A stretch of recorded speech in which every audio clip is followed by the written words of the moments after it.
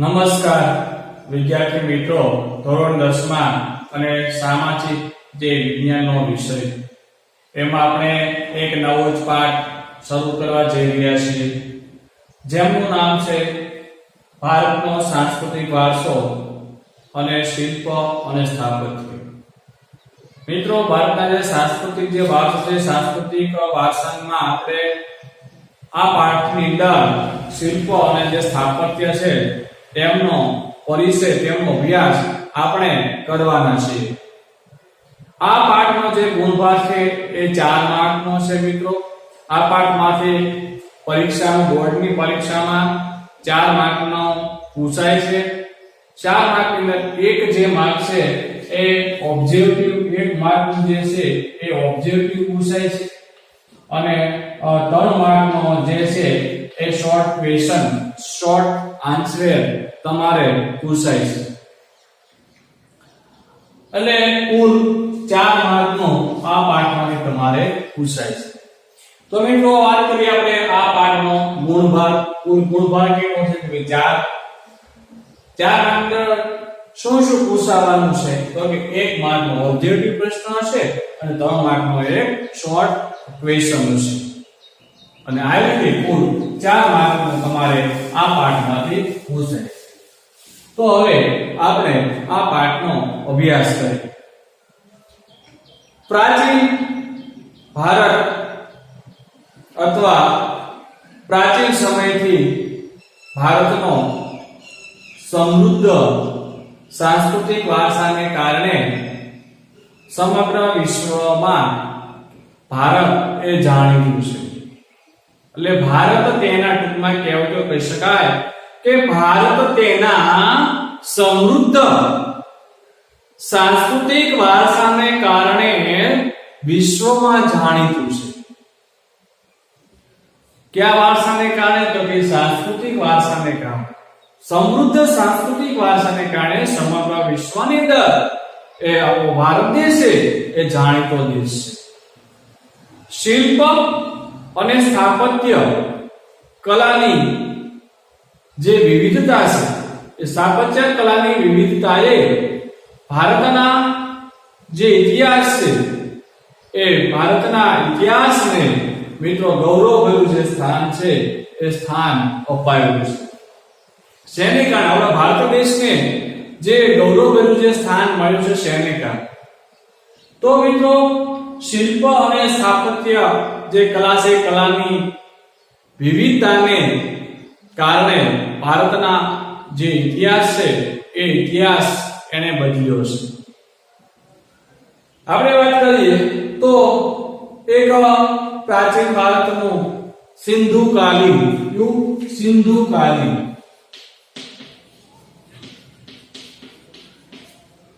નગર આયોજન.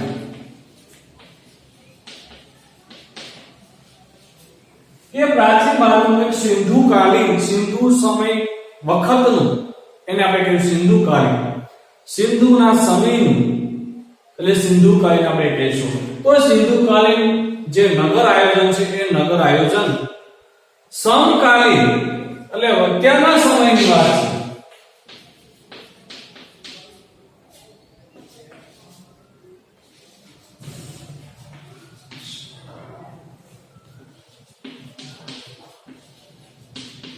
વિશ્વના નગર આયોજન કરતા છળિયાતું હતું અથવા છળિયાતું છે. એટલે પ્રાચીન ભારતનું એક સિંધુકાલીન જે નગર છે એ નગર આયોજન સમકાલીન વિશ્વના જે નગરો છે, એટલે કે હાલમાં જે વિશ્વના જે નગરો છે એ નગરો કરતા પણ આ સિંધુકાલીન જે નગર છે એ કેવું હતું? તો કે છળિયાતું હતું અથવા તો છળિયાતું છે. એટલે વર્તમાન સમયના નગરો કરતા પણ સિંધુકાલીન જે નગર છે એ નગર, વિદ્યાર્થી મિત્રો, એ છળિયાતું હતું. અને એ આપણું જે ગૌરવ છે એ ગૌરવને, આ જે નગર છે સિંધુકાલીન નગર, એ આપણા ગૌરવને પ્રદાન કરે છે. આ એનો એક જ્વલંત આપણે ઉદાહરણ કહીશું. હવે આપણે વાત કરીએ શિલ્પ. શેની વાત કરવાની છે આપણે? શિલ્પ.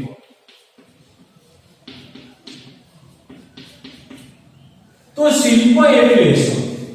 શિલ્પ કોને કહેવાય? તો શિલ્પ એની આપણે સમજૂતી મેળવીએ કે શિલ્પ એટલે શિલ્પી પોતાના કૌશલ્ય અને આવડત કે પોતાના કૌશલ્ય અને આવડતને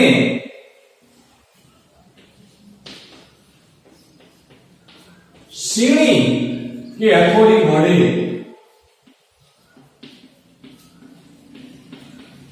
મનના જે ભાવો છે, પોતાના જે મનના જે ભાવો છે એ મનના ભાવોને પથ્થર, પછી લાકડું કે ધાતુમાં કંડારે. કંડારે એટલે કોતરે.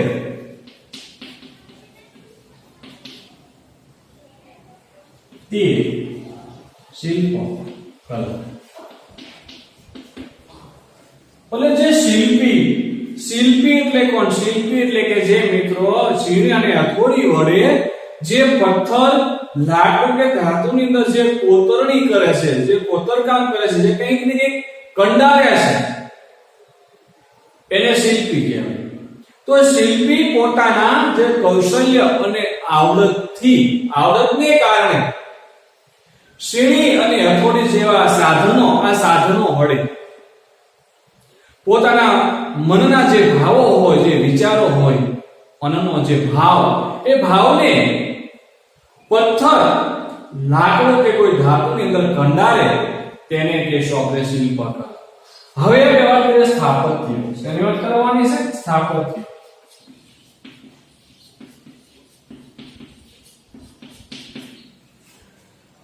તો સ્થાપત્ય જે શબ્દ છે એનો આપણે સરળ અર્થ કરીએ તો એનો સરળ અર્થ છે બાંધકામ. એનો સરળ અર્થ થશે બાંધકામ. તો સ્થાપત્યનો સરળ અર્થ થાય છે શું થાય? બાંધકામ. તો શેનું બાંધકામ એની આપણે પછી વાત કરીએ. તો સ્થાપત્યનો સરળ અર્થ થાય છે બાંધકામ. સંસ્કૃત ભાષામાં આ સ્થાપત્ય જે શબ્દ છે એ શબ્દનો અર્થ વાસ્તુકલા તરીકે પ્રયોજાય છે. સંસ્કૃત ભાષામાં કયા શબ્દ તરીકે? યાદ રાખજો, વાસ્તુ. યાદ રાખજો મિત્રો, પરીક્ષા અંદર પૂછાય કે સંસ્કૃત ભાષામાં સ્થાપત્ય જે છે, સ્થાપત્ય માટે કયો શબ્દ વપરાય? તો સ્થાપત્ય માટે કયો શબ્દ પ્રયોજાય છે? તો કે વાસ્તુ. વાસ્તુ શબ્દ પ્રયોજાય છે અને આ પ્રચલિત છે. વાસ્તુ છે એ પ્રચલિત છે. એના અર્થ પ્રમાણે આ જે વાસ્તુ છે એના અર્થ પ્રમાણે આપણે કહેવું તો કહીએ કે ભાઈ સ્થાપત્ય એટલે શું? તો જે વાસ્તુ જે છે એના અર્થ પ્રમાણે આપણે કહેવું તો શું કહેશું? યાદ રાખજો મિત્રો કે મકાનો,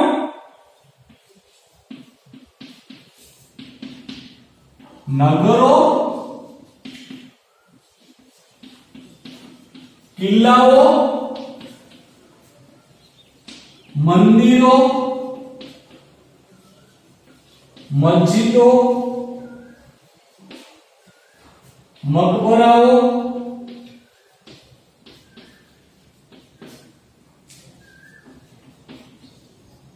વગેરેના બાંધકામને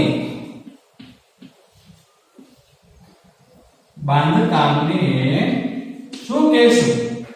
સ્થાપત્ય કહેશું. શું કહેશું? સ્થાપત્ય કહેશું.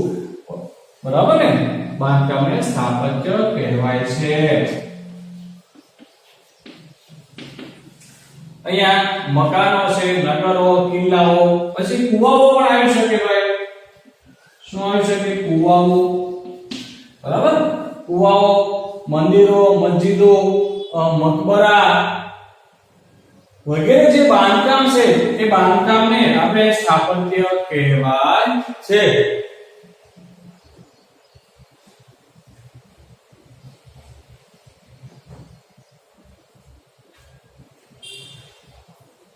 સ્થાપત્ય કલામાં યાદ રાખજો મિત્રો, જે સ્થાપત્ય કલા છે, સ્થાપત્ય કલામાં જે સ્થપતિનું જે કૌશલ્ય છે એ કૌશલ્ય એ પ્રયોજાય છે.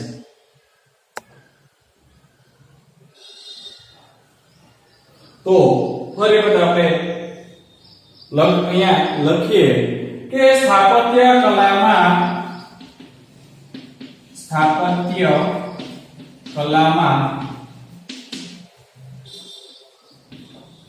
જે સ્થપતિનું જે કૌશલ્ય છે, તો યાદ રાખજો સ્થપતિનું કૌશલ્ય પ્રયોજાય છે.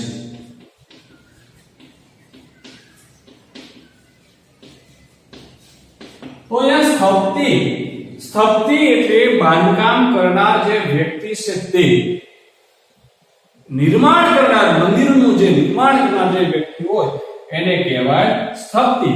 અને ઇંગ્લિશમાં એને આપણે આર્કિટેક્ટ કહેશું. બરોબર? ચિત્ર જે કાંઈ બાંધકામ કરનાર હોય તે આર્કિટેક્ટ પણ આપણે કહેવાય. તો આપણે વાત કરીએ સ્થાપત્ય. હવે આપણે વાત કરીએ પ્રાચીન ભારતનું નગર આયોજન. ત્યાર પછી આપણે વાત કરીએ એક નવા મુદ્દાની. પ્રાચીન જે ભારત છે, પ્રાચીન ભારતનું નગર આયોજન. હવે આપણે વાત કરવાની છે પ્રાચીન ભારતનું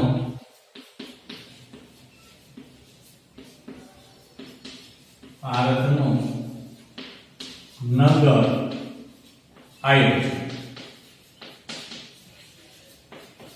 એટલે પ્રાચીન સમયની અંદર પ્રાચીન ભારતના જે નગરો હતા એ નગરોનું આયોજન કેવું હતું એનો જે વાત છે, એનો જે અભ્યાસ છે આપણે કરવાનો છે.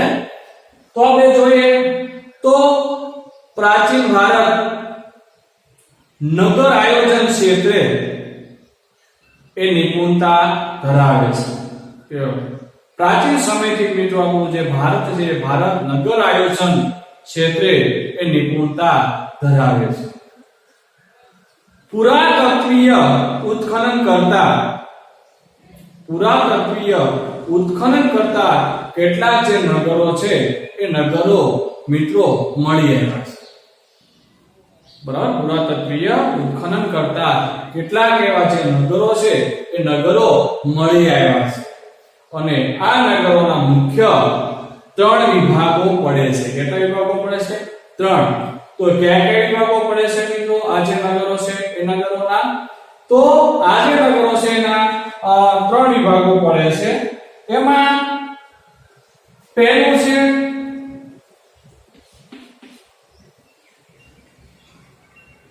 કે જે ઉચ્ચ અધિકારીઓ છે એ ઉચ્ચ અધિકારીઓનો એક ગઢ. બીજો જે પ્રકાર છે એ છે અન્ય જે અધિકારીઓ છે એ અન્ય અધિકારીઓના આવાસોનું ઉપલું નગર. અને ત્રીજો જે પ્રકાર છે એ નિમ્ન સામાન્ય જે નગરજનો છે એ નગરજનો ના આવાસોનું નીચલું નગર. તો આવી રીતે પ્રાચીન ભારતના જે કઈ નગરો છે એ નગરોના મુખ્ય 3 વિભાગો પડે છે. તો આપણે પહેલો લખશું કે શાસક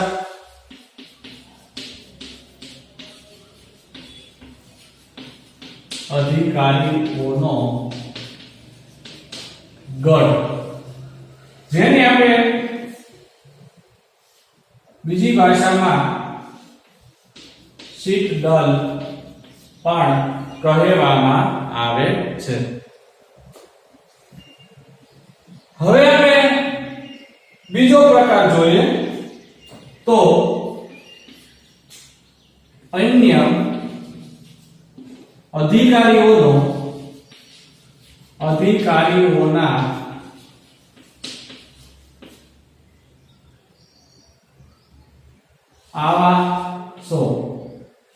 આવાસોનું નગર. એટલે જે શાસક અધિકારીઓ છે, શાસક અધિકારીઓનો ગઢ. અન્ય જે અધિકારીઓ છે એ અન્ય અધિકારીઓના આવાસોનું ઉપલું નગર આવશે. કેવું નગર? ઉપલું નગર.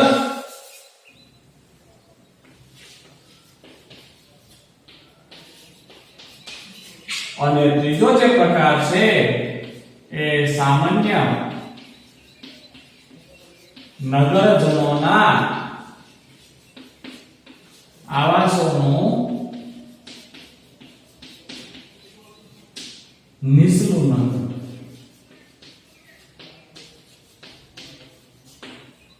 આવી રીતે પ્રાચીન ભારતના જે નગરો છે તે નગરોના 3 વિભાગો પાડવામાં આવતા. જે શાસક અધિકારીઓ છે એનો જે ગઢ છે એનું જે બાંધકામ છે એ ઉપરના ભાગમાં નું બાંધકામ કરવામાં આવ્યું છે. તો શાસક અધિકારીઓનો ગઢ, બરાબર, ઉપર શાસક અધિકારીઓનો જે ગઢ છે એ ગઢનું જે બાંધકામ છે એ ઉપરના ભાગમાં કરવામાં આવતું. અન્ય અધિકારીઓના જે આવાસોનું જે ઉપલું નગર છે તો ઉપલા નગર જે છે એ ઉપલા નગરોને પણ રક્ષણાત્મક દિવાલ છે, બરાબર, કે જેથી રક્ષણાત્મક દિવાલ એટલે કે ઘણી બધી ઊંચી દિવાલો, અને એ દિવાલો ઠેકીને જે દુશ્મનો છે, જે શત્રુઓ છે એ આવી શકે નહીં. અને એટલા માટે જે ઉપલું જે નગર છે એ ઉપલું નગરની ફરતે પણ રક્ષણાત્મક દિવાલો છે. અને અહીં 2, 4 કે 5 ઓરડાવાળા જે મકાનો છે એ મકાનો પણ મળી આવ્યા છે. જે નીચલું જે નગર છે એ નીચલું નગર જે હાથેથી બનાવેલી જે ઈંટો છે એ ઈંટોનો થી એ નગર બાંધવામાં આવે.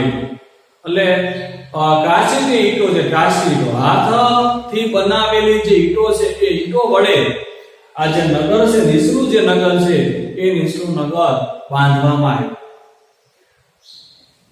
હવે સિંધુ ખીણની જે સંસ્કૃતિ છે એ સંસ્કૃતિની પ્રજાએ સ્થાપત્ય ક્ષેત્રે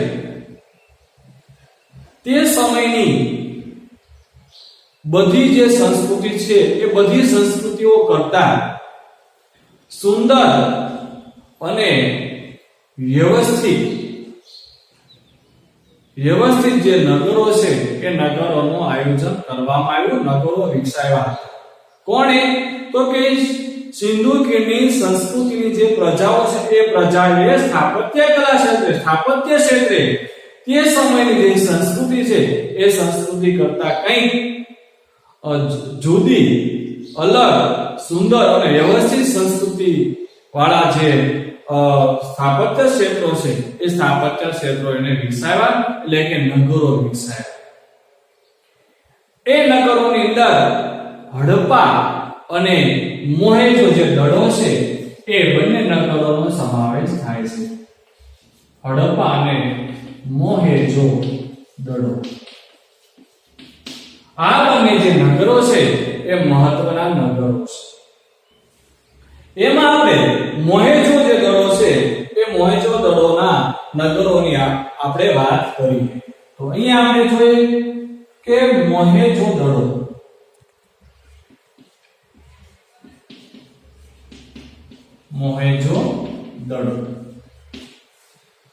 ઈસવીસન 1922 માં સર જ્હોન માર્શલ, યાદ રાખજો મિત્રો, ઈસવીસન 1922 માં સર જ્હોન માર્શલ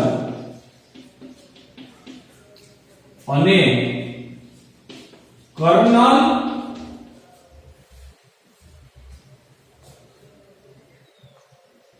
મેકેની, બરાબર છે, ઈસવીસન 1922 માં સર જ્હોન માર્શલ અને કર્નલ મેકેની ના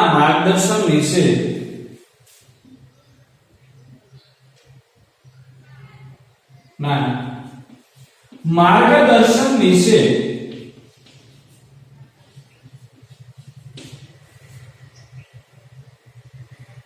રખાલદાસ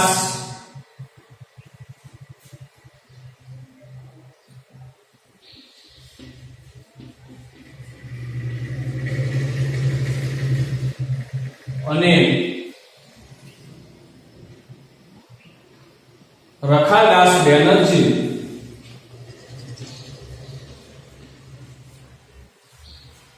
અને દયારામ સહાની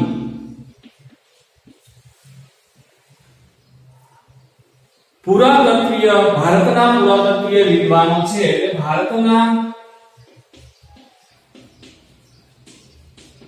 પુરાતત્વીય વિદ્વાનો આ વિદ્વાનોએ સિંધુ એટલે મિત્રો પાકિસ્તાનમાં આવેલો એક પ્રદેશ, સિંધુ પ્રદેશ જે પાકિસ્તાનમાં આવેલો છે એટલે કે પાકિસ્તાનમાં એટલે કે સિંધુના જે લારખા જે જિલ્લો છે એ લારખા જિલ્લામાં જે મોહેજો દડો નામનું જે નગર છે એ નગરના ખોદકામ દરમિયાન ત્યાં જે નગર સભ્યતાના જે અવશેષો છે એ અવશેષો મળી આવ્યા.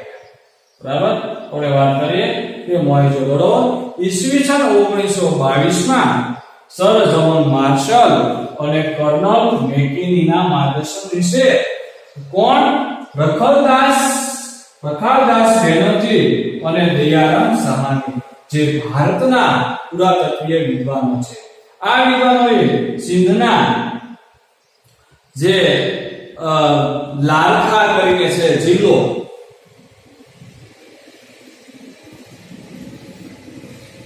લારખાના જિલ્લામાં, કયા જિલ્લામાં યાદ રાખજો, લારખાના જિલ્લામાં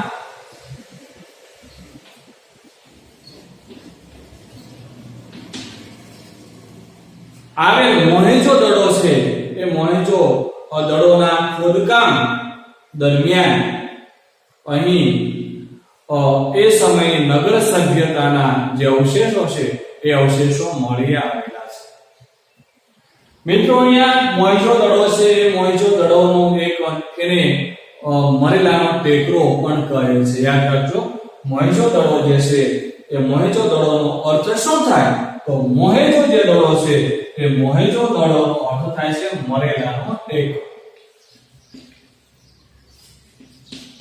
મોહેજો જે દડો છે એ દડોનો અર્થ થાય છે મરેલાનો ટેકરો.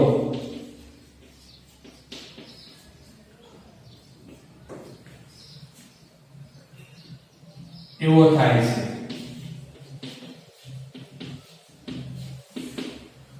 તો મિત્રો ફરી આપણે રિવિઝન કરી લઈએ. આજે આપણે શેના વિશે અભ્યાસ કર્યો? તો શિલ્પ એટલે શું? શિલ્પી પોતાના કૌશલ્ય અને આવડતને કારણે સીણી અને હથોડી વડે મનના ભાવોને પથ્થર, લાકડું કે ધાતુમાં કંડારે તે કલાને મિત્રો આપણે શિલ્પકલા કહીશું. ત્યાર પછી સ્થાપત્યની વાત કરીએ. સ્થાપત્યનો સરળ અર્થ બાંધકામ એવો થાય છે અને સંસ્કૃત ભાષામાં સ્થાપત્ય માટે વાસ્તુ શબ્દ પ્રયોજાય છે. એ અર્થમાં આપણે જોઈએ તો મકાનો, ત્યાર પછી નગરો, કુવાઓ, કિલ્લાઓ, મંદિરો, મસ્જિદો, મકબરા વગેરેનું જે બાંધકામ એટલે સ્થાપત્ય. અને સ્થાપત્ય કલામાં સ્થપતિનું જે કૌશલ્ય છે એ કૌશલ્ય પ્રયોજાય છે, એનું નિર્માણ કરનાર. અને ત્યાર પછી આપણે પ્રાચીન ભારતનું જે નગર છે એ નગર આયોજનની વાત કરી મિત્રો કે પ્રાચીન ભારતનું નગર કેવું હતું. પ્રાચીન ભારત એ નગર આયોજનમાં નિપુણ હતું. પુરાતત્વીય જે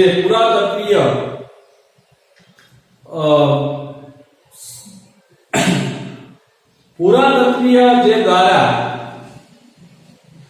પુરાતત્વીય ઉત્ખનન દ્વારા જે કઈ નગરો મળી આવ્યા એ નગરોનું આયોજન કેવું હતું તેની આપણે વાત કરીએ. એ સમયના જે નગરો છે એ નગરોના 3 વિભાગો, મુખ્ય 3 વિભાગો છે પાડવામાં આવેલા છે. એમાં જે એક વાત કરીએ આપણે શાસક અધિકારીઓનો ગઢ, અને જે એક ઉપર બાંધવામાં આવતો, બરાબર, એક ઉપરના ભાગમાં એનું જે બાંધકામ છે કરવામાં આવતું. અહીંયા અધિકારીઓના આવાસોનું ઉપલું જે નગર છે એને પણ રક્ષણાત્મક દિવાલો હતી, અને ત્યાં જે 2-5 જે ઓરડાઓ છે એ ઓરડાઓ પણ આપણને મળી આવ્યા છે. જે નીચલું જે નગર છે, નીચલું નગર છે એનું જે બાંધકામ છે એ હાથથી બનાવેલી જે ઈંટો છે એ ઈંટો વડેનું બાંધકામ કરવામાં આવેલું છે. ત્યાર પછી આપણે આગળ વાત કરી કે જે સિંધુ ખીણની સંસ્કૃતિની જે પ્રજાઓ છે એ પ્રજાઓએ સ્થાપત્ય ક્ષેત્રે તે સમયની જે સંસ્કૃતિ કરતા સુંદર અને વ્યવસ્થિત જે નગરો છે એ નગરો એમણે વિકસાવ્યા હતા. એની અંદર હડપ્પા અને મોહેંજો-દડો નામના જે નગરો છે એ નગરો એ મહત્વના નગરો હતા.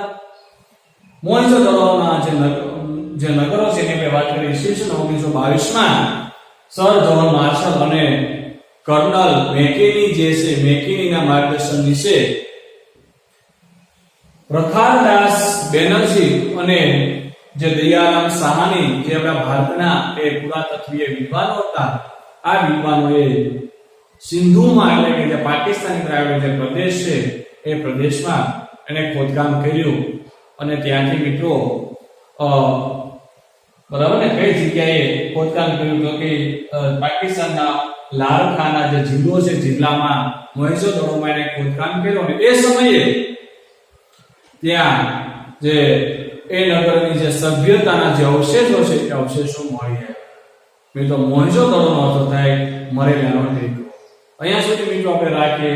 હવે પછી પણ જ્યારે બીજા ક્લાસમાં આપણે મળશું ત્યારે મોહેંજો-દડોની નગરોની રચના કેવી હતી, એના રસ્તાઓ કેવા હતા, એની ગટરો કેવી હતી, એનો આપણે પરિચય મેળવશું. તો અસ્તુ, જય હિન્દ, જય ભારત.